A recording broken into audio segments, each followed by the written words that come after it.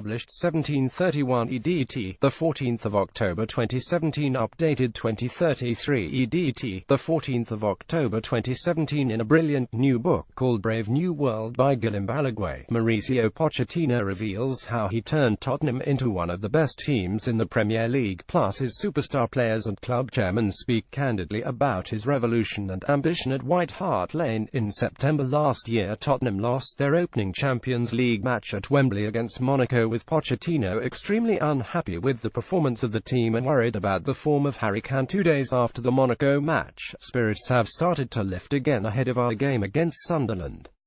Today we divided the group into two guys who played and the ones who didn't, and I did some tactics. Mauricio Pochettino has revealed how he has helped mold Harry Kane's Tottenham career. There was no need for a video debrief of what to improve on from the Monaco game. The message had already been conveyed in no uncertain terms. But I did hold a meeting with some of the players to explain what we had to do and how to lead from within.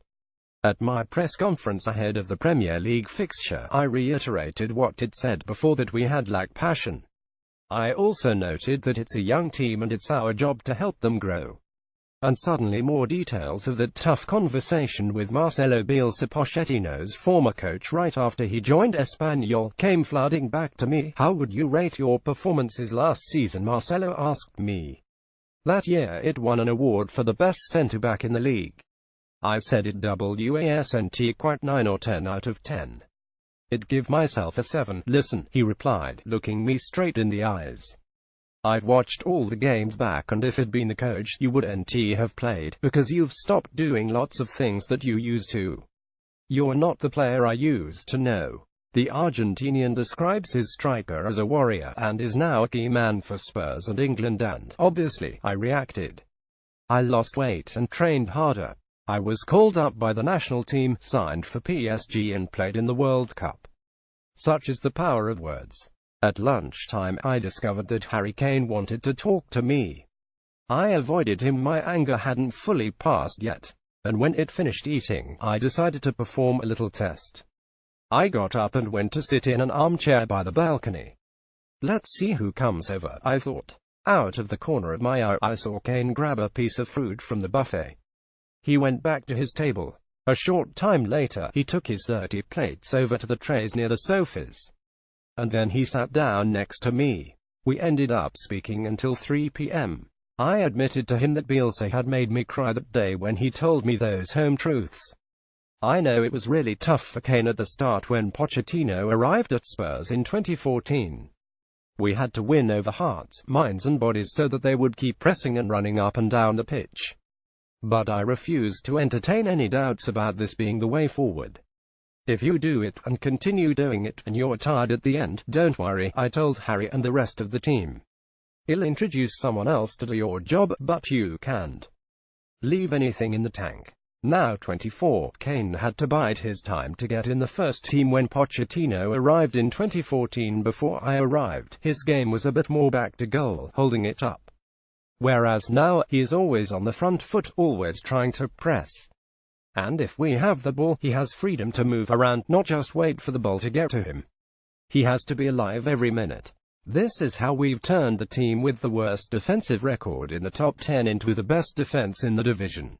And without playing defensive football or making many personnel changes. It is all about being brave. I love that word in English. We must display bravery at all times, and, since mental preparation is crucial nowadays, we send daily messages to this effect in different formats and packaging.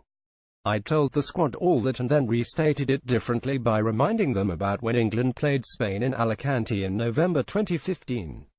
It was 0-0 at halftime, but 2-0 to Spain at the final whistle.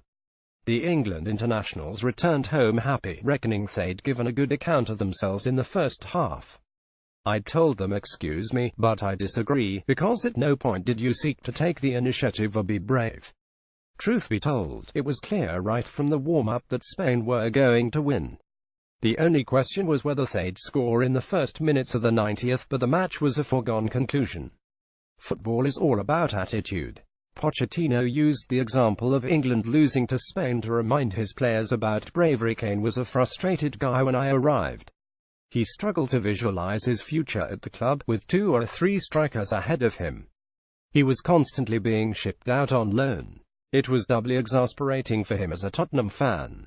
The club then suddenly hired an Argentinian coach, and I picked up on his sense of resignation. I'm sure this guy will bring in some other big-name striker. It was a tough few months because we didn't click initially.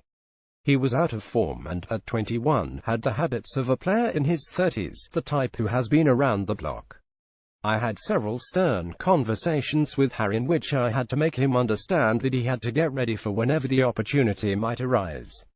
Fame and a hefty transfer fee don't pave the way to a starting berth, only hard work. Harry was humble enough to listen and take advice. We put the tools in place for him to improve. The moment finally arrived for him. He played and then played again. By seeing his progress, the boys coming up through the ranks realized that we kept our word. Kane is now completely focused on football and owns another house closer to training. Brave New World Inside Pochettino's Spurs by Guillem Balaguer is published on October 26 by Weidenfeld Nicholson. Price £20. Copyright Guillem Balaguer, 2017. Offer price £16, 20% discount including free PP until October 29. Pre-order at mailshop.co.uk. Books a call 0844 571 0640. Kane is a warrior now. He already was, but he didn't know he had it in him. I'm not speaking about qualities or traits, but that essential mental strength to be able to stay in the elite. I believe he is the best player in the world in terms of mental strength, willpower and endeavour. He is completely focused on his football. He has a house in Essex but spends the week at another one he owns closer to the training ground. He's the first to arrive and the last to leave. He likes to join in when someone with different experiences in football visits. He enjoys sitting down with us, soaking it all up and participating in the discussions. At those times it is as though for him nothing else in the world exists. And at 23, when the diary was written, he is now 24, he is as enthusiastic as ever. He enjoys training, he prolongs his sessions and he studies elite players, past and present. I WhatsApp him videos of goals or interesting pieces of play by other strikers. At all hours. The last one I sent was at 11 p.m. Pochettino reveals how he would like to manage England one day, because he likes the honest and aggressive mentality of English players. If I were to be an international manager one day, I'd relish the opportunity to coach the England national team. I've heard that I've been considered for the job before, but I don't know if there was any truth in it. Mauricio Pochettino has revealed he would love the chance to manage England one day. It'd be reunited with loads of familiar faces: Harry Kane, Danny Rose, Dele Alli, Eric Dier, Adam Lallana. Of the last 21 England debutants, 17 have played under me. There's also the likes of Ricky Lambert, Jay Rodriguez, Callum Chambers, Nathaniel Clyne, Luke Shaw and Ryan Mason. In the last 4.5 seasons, 11 regulars in the England squad made their international debuts under my stewardship. I remember while at Southampton once telling Adam Lallana how taken aback I was when I first witnessed the mentality of English players up close, their enthusiasm in training, the sparks that fly in 5,050 challenges. Pochettino told Adam Lallana how taken aback he was with England players' mentality. Lallana himself was once so angry with a decision during a training match that he blew his top and swore at coach Miki D'Agostino, who was serving as the referee, as he often does. He subsequently apologized, but I thought to myself, I want guys like that in my team. The English are brave, honest and aggressive, and the good ones want to add to the game. In the 22 draw with Chelsea when we were battling for the title, Chelsea were playing for pride. I understand and value the fact that teams in England give their all in every single game. It's a positive. Behavior in the dugout, however, is another matter. Something that drove Nicola Cortese, former Southampton chairman, up the wall was the fact that there were club coaches in the England under-18s and under-21s setup. Chelsea have an assistant who also works for England. He should set an example, but he certainly did no such thing that day. The way he looked at us as they piled on the pressure, or the way he came over to our bench to celebrate Chelsea's goals, was not right.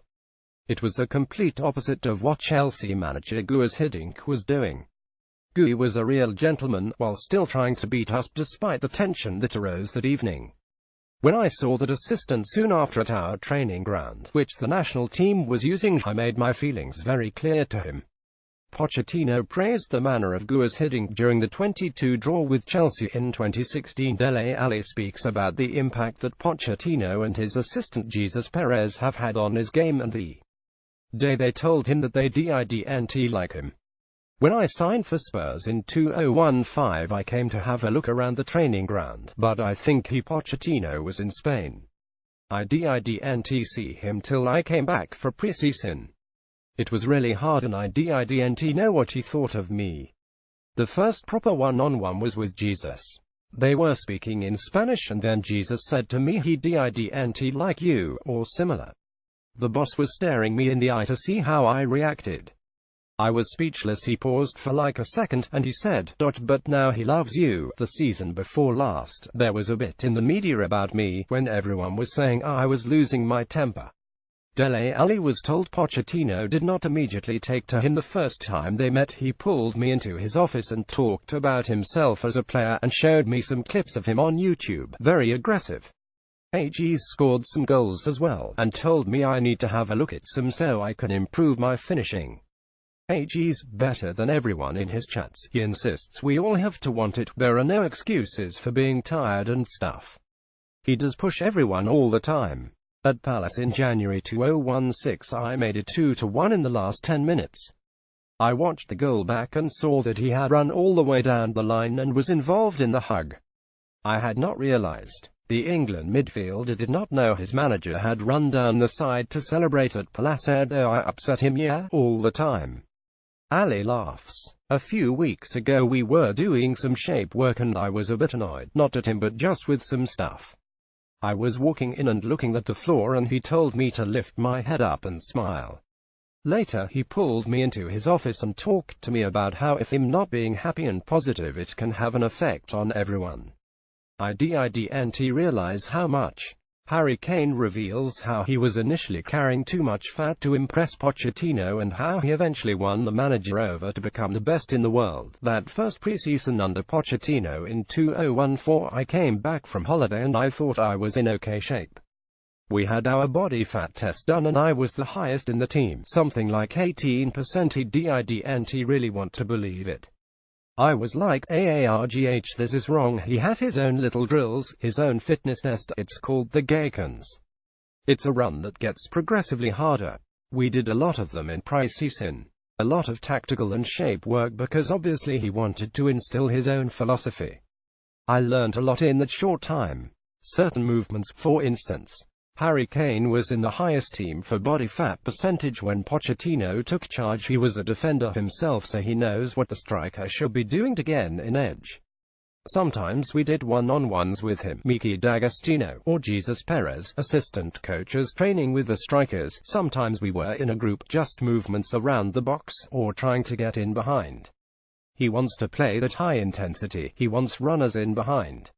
I knew straight away that if I wanted to play in his team then I would have to learn that quickly and adapt. He likes to film everything, so if he thinks something isn't right in training he will show me on the clips.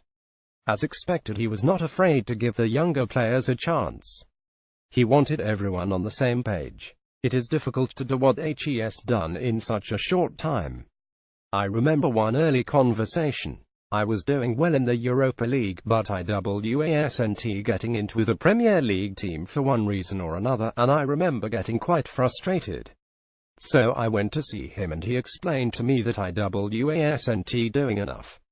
He said that my body fat was high, I wasn't trying as hard as I could, and that was it. Maybe other managers would try to beat around the bush and try to keep players happy, but he was just straight up.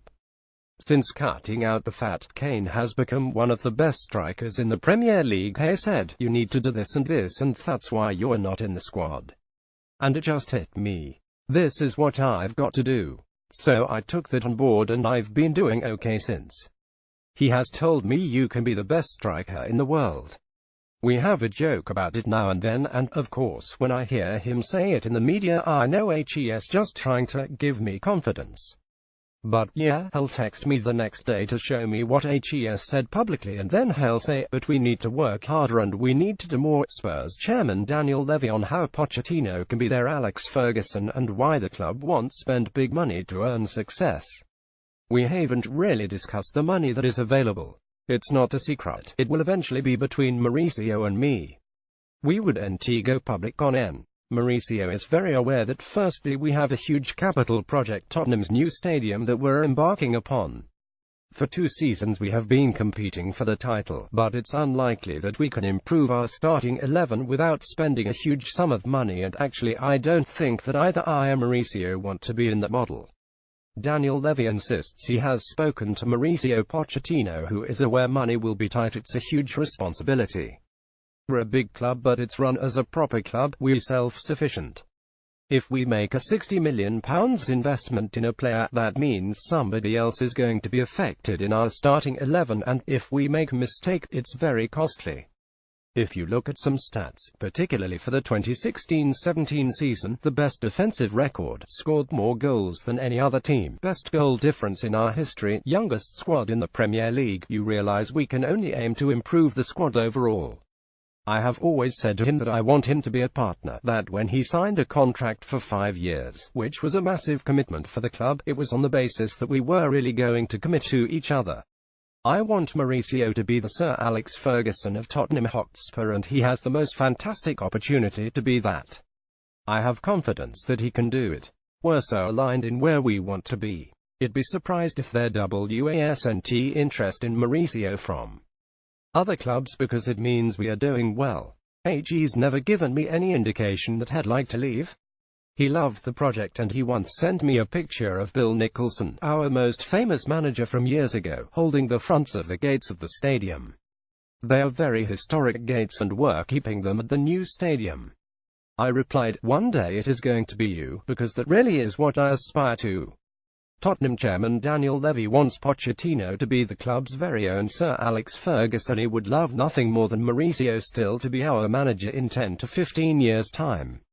To really build success you need time, longevity. It's easy to go and become a manager at Real Madrid, for instance. It's a fantastic club, don't get me wrong, but winning at Tottenham Hotspur is far greater than winning at Real Madrid, and he agrees. Mauricio wants this sense of achievement, this recognition, to be the main guy. And at this club, he can be the main guy. At some other clubs, the president is the main guy, but that's not how it is here. So low-key, I want him to be the main guy. Sometimes it's nice to be given something when you are not expecting it, like the Bentley I gave him as a sign of appreciation.